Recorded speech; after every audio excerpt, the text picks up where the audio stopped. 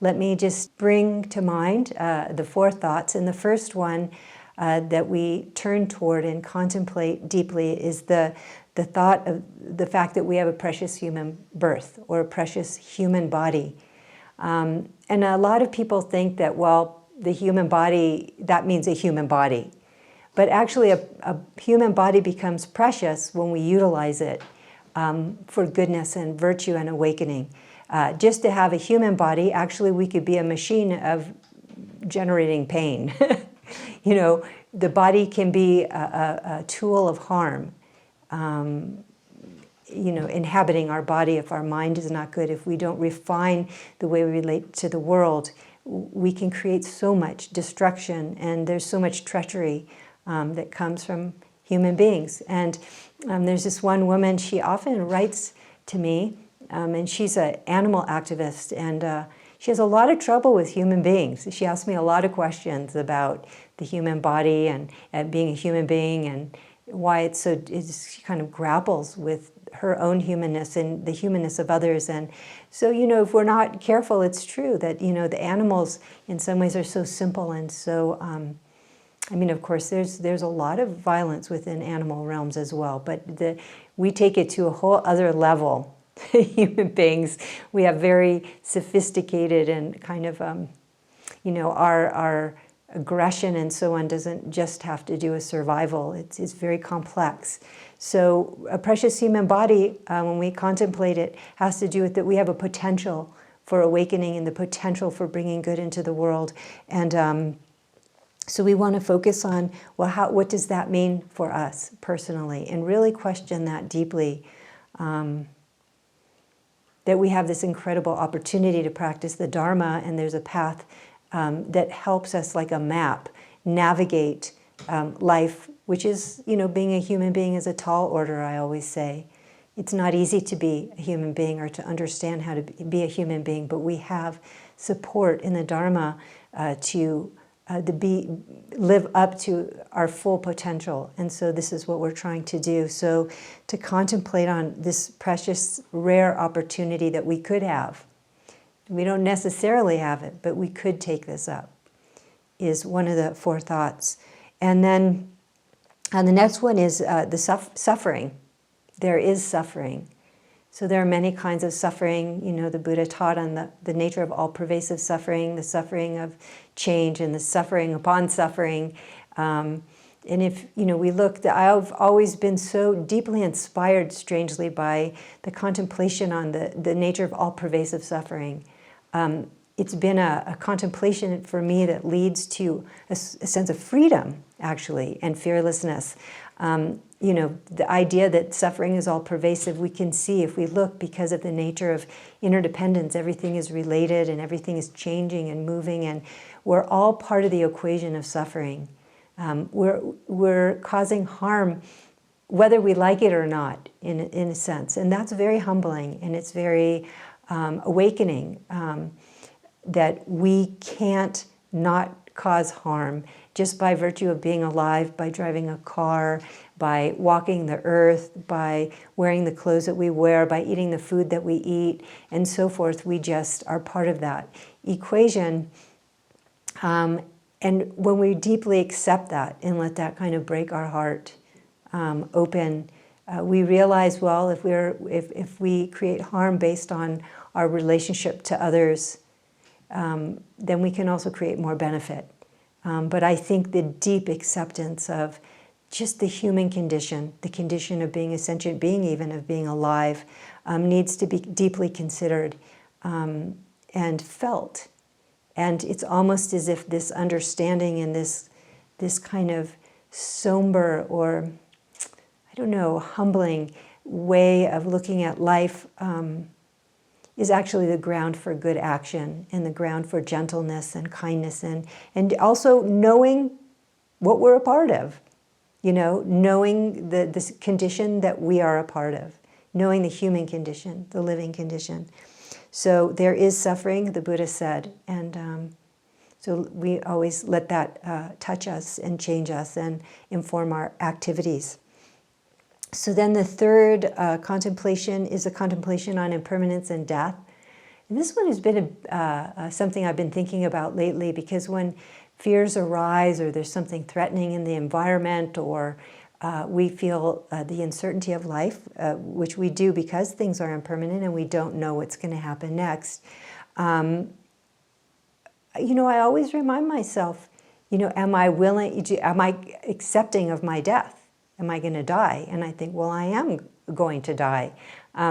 In my podcast recently, I said one of my favorite, one of the many, many favorite stories I have with Kongtrul Rinpoche is the time where I got very ill, and I was covered in a rash and my hair was falling out, and I didn't have much energy, which is kind of unusual for me. I just was just drained of all my vitality I felt, and I went to see Kongtrul Rinpoche, and I was really fearful, and I felt very contracted. I felt kind of, when you're afraid, you feel just basically like petrified, frozen. And I was worried about, that I didn't know what was going on. And I went to I thought he could console me. And I walked up to him, and he was outside reading a text. And as I said I talked about this in my podcast recently, I said to him, Rinpoche, I'm really worried. I don't know what's wrong with me. And he didn't even look up, and he said, well, you have to die of something, don't you? And I was, taken aback for a moment, but then I felt this incredible sense of relief. We're going to die of something, and we're going to die on a particular day, and we don't know when that day is going to come. And when you accept that, you think, well, I'm going to live my life in a particular way with a particular kind of integrity and authenticity. And if I die doing it, so be it. It's a very liberating and powerful freedom. So, I don't think these are here to weaken us. It's like, what happens when you look life squarely in the face? This is what we have to do as practitioners, or our Dharma practice is going to be extremely fishy. We're going to be living around the things that make us uncomfortable, which I think is a very strong tendency for practitioners. Therefore, that these contemplations are very, very important. I really do think when we embody these, half of the work is done. I wonder if that isn't true. It feels like that for me.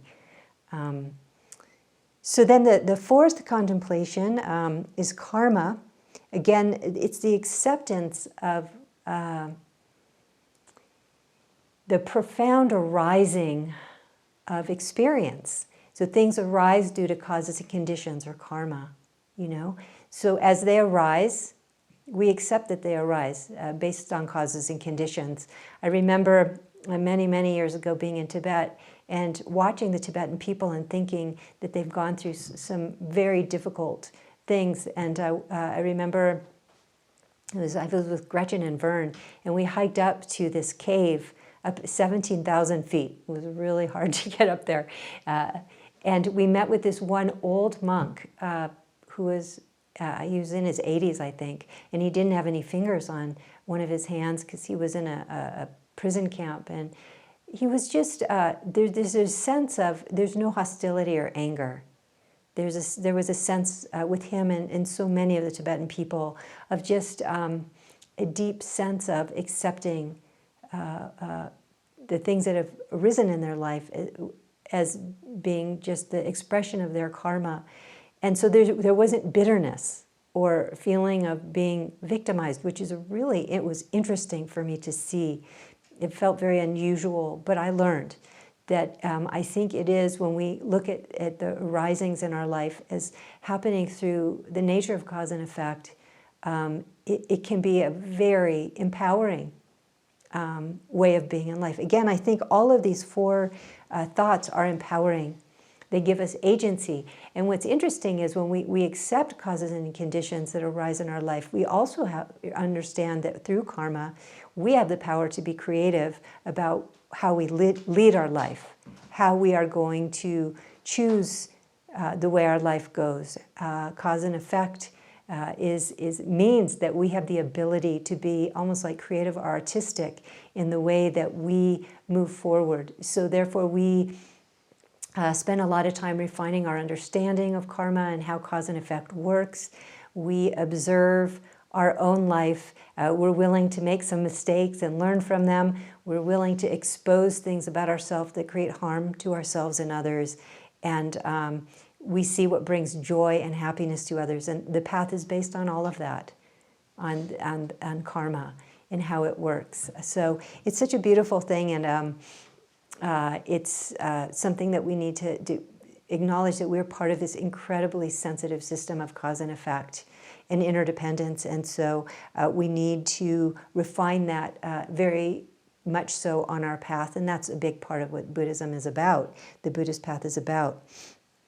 So like I was saying, I feel that the path of the Bodhisattva in particular expresses how, or teaches us, provides us with guidelines on how to be almost like heroic. What does it mean to be a hero in the world in which we live? You know, we watch movies and we have these notions of what heroic means. I think that heroism, or how to be a heroine or hero, is very specific here. How to be brave in a very realistic way. You know, how to step up to our life, how to cultivate a sense of like a backbone, or as Rinpoche often calls it ningru. You know, the Tibetan term, ningru means like you have a, ning is heart, and ru means bone, so like a strong heart. How do we develop a ningru in ourself? And how do we also, I feel, a sense of independence? And I know this is a kind of an odd word or term to use for someone who's always saying everything is interdependent, and there's no such thing as like any phenomena. Nothing is independent or autonomous. Everything is connected to other things. But I think when we use the term independence in this context, it means how do we navigate this in not a sticky way? How do we find our own sense of confidence and agency and clarity and, I don't know, trust in ourselves and bravery as we navigate this world of interdependence? So, you know, in a way, I think sometimes if we don't contemplate the four thoughts carefully, we find ourselves holding the world responsible for our well-being. And this is something, a phrase I use a lot, because I think this, as humans, we have this tendency to get shocked by the world, or tend to feel a victim of the world, or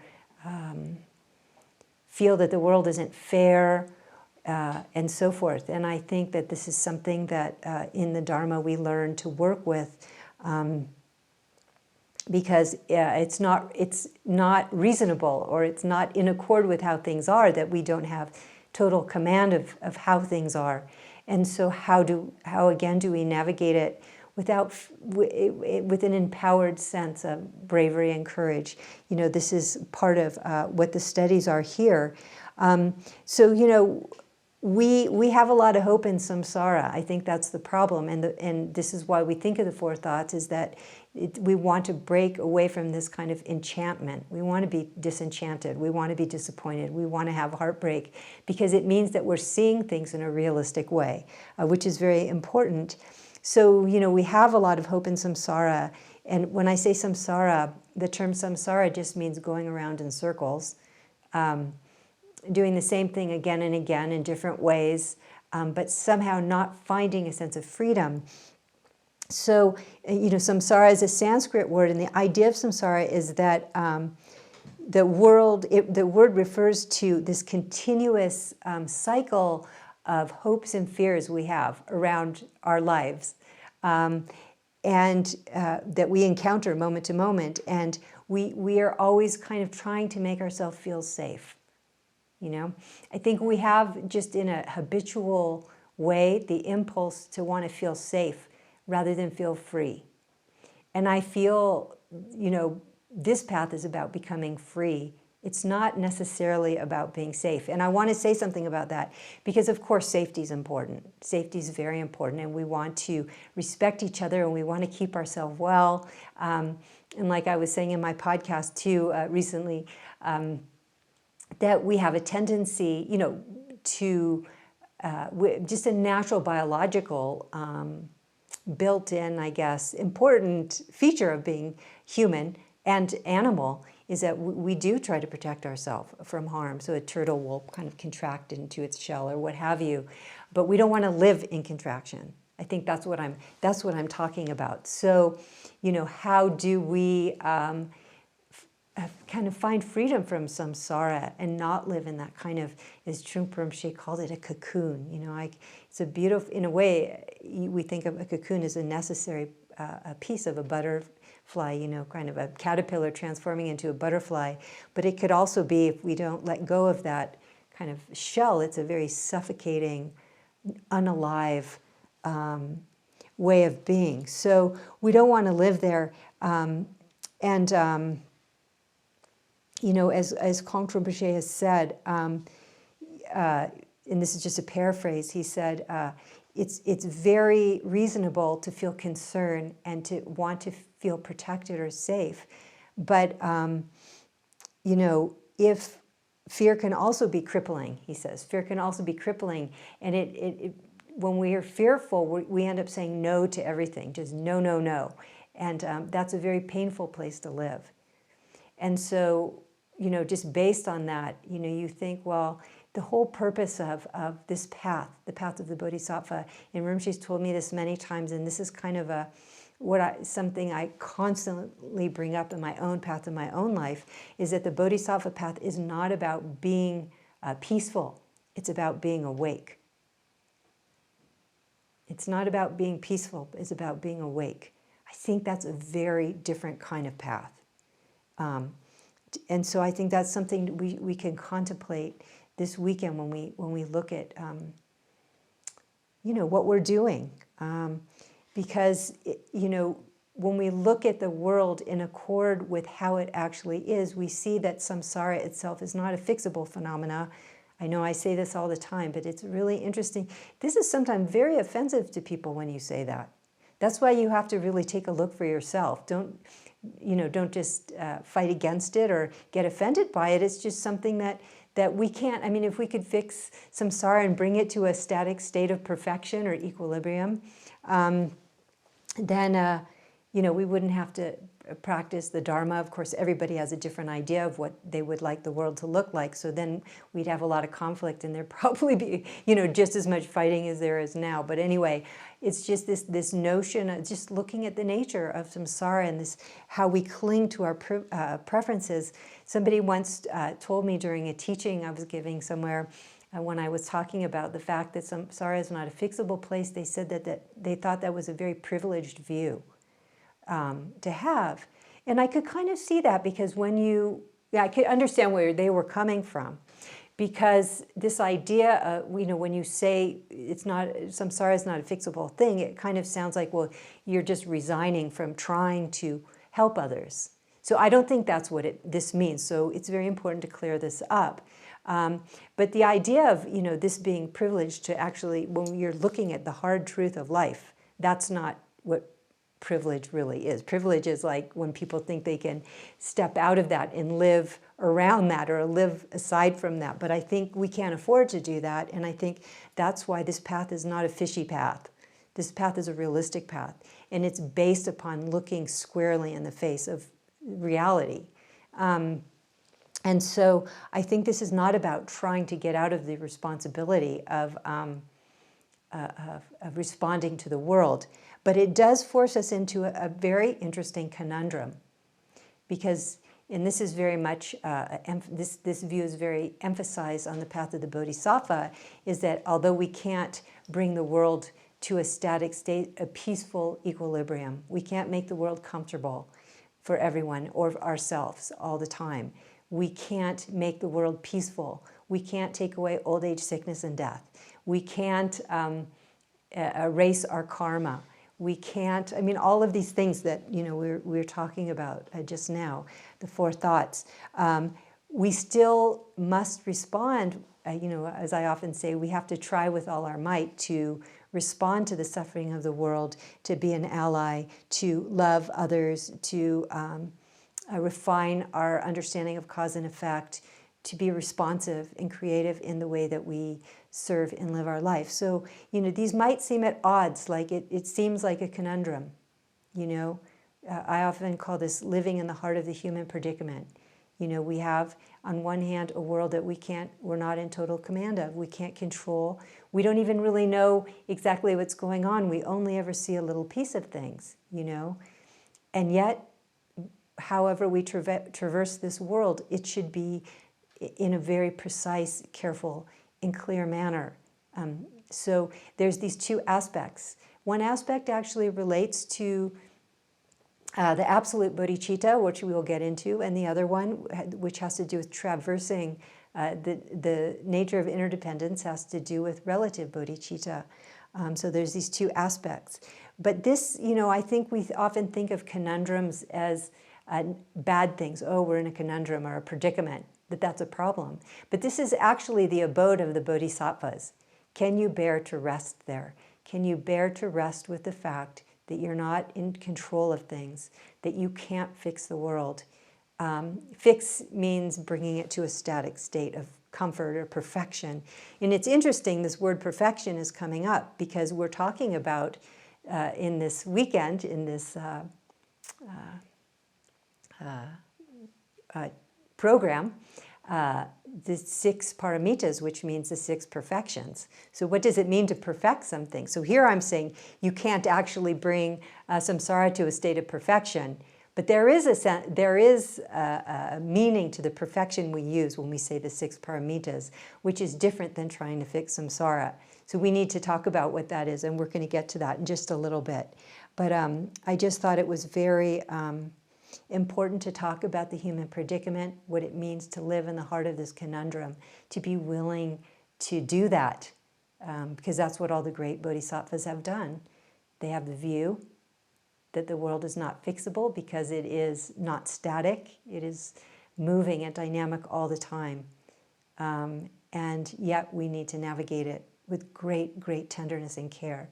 And that is the relative aspect, the creative aspect of what we need to do. So one has this a sense of, deep acceptance and willingness to look and respect for how things are. And the other thing has to do with, how can I help? How can I serve?